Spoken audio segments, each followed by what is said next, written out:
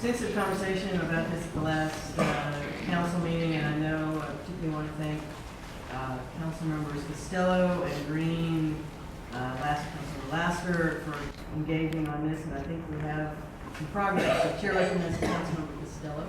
Thank you, Mayor.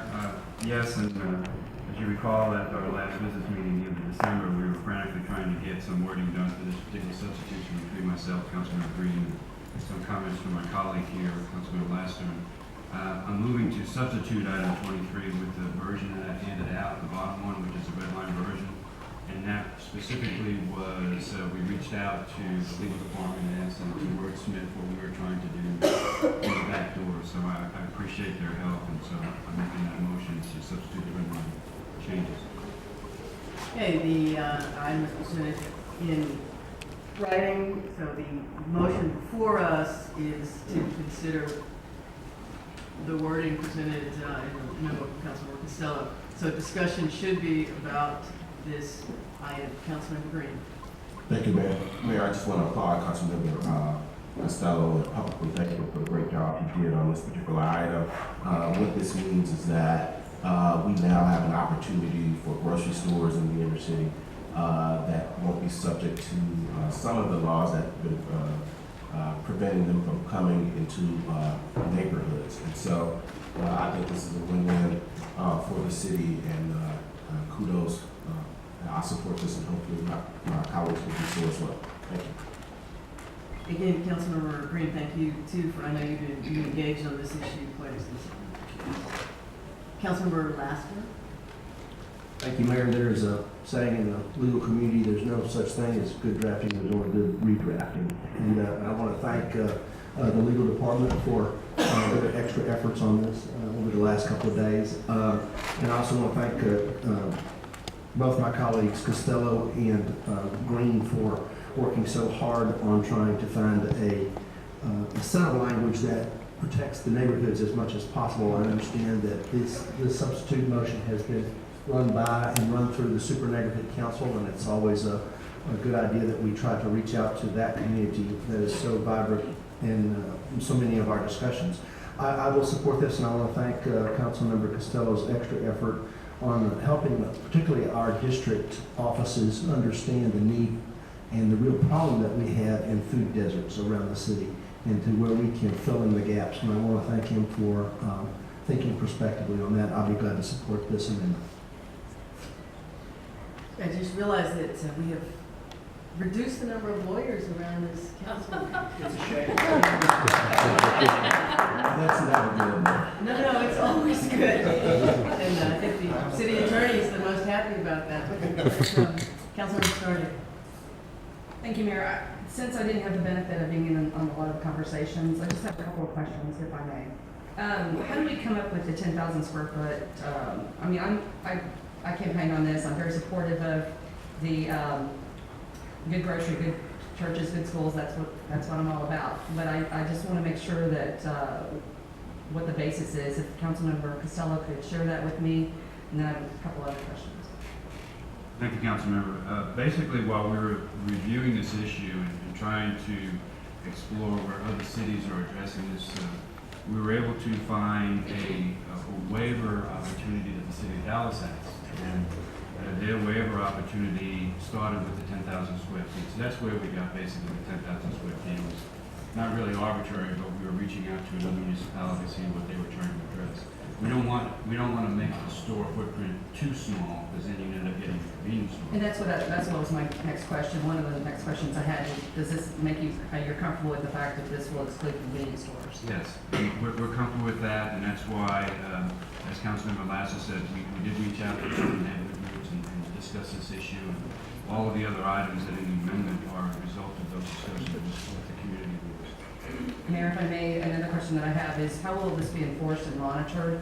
There's always a cost factor involved when we put more rules. This is really at the permitting process early on, so they still have to go through the same permits. We don't anticipate that this would be a significant cost. But it's after the fact, as far as making sure that gross receipts are where they need to be and monitoring that, or is it a reactionary or is it a pro? It would be a complaint driven if there's Okay. Because again, this is about citing up front, finding the right, the right retailers to come in. This is really allowed to be a tool for proactive. And I appreciate that, but we always know there's thinkers that get in the mix, and that's what I'm concerned about, making sure. And then if, what recourse if after 12 months, our definition of grocery store was not precise enough? Do we have any follow-up action plan or are revisiting it? Councilmember, that is always an option, and the super neighborhoods have been so engaged in this process that I anticipate that they will ask if there is a necessity for tweaking the ordinance, but obviously we're open to the idea. Once again, I think it's an opportunity for the communities to have good grocery, and I support that, but I just wanted to make sure that we answered those questions. Thank you. Of course, Councilmember. Mayor Pro Tem Gonzalez. Thank you, Mayor. I support this. My concerns up front were that any time we were potentially impacting anything involving the alcohol-free zone, we should tread lightly and just be cautious due to potential unintended consequences, because I think those safeguards are there in place for a reason, and that's to protect communities and the quality of life of those neighborhoods where these locations can be at. But I want to thank Councilmember Costello, because I think we're trying to address a very critical issue in our city, which is the food deserts. These are areas that do not have sufficient fruits and vegetables or retailers that provide these items. And so with the density going on in our city, sometimes that's a challenge, making sure that we can make the numbers work for a business that wants to come into community, and then there's only so much land and what have you. So I think we've struck the right balance between allowing for increased development and increased retailers being able to find locations, and at the same time, due to the work that's been going on behind the scenes here, to make sure that we also protect communities as well.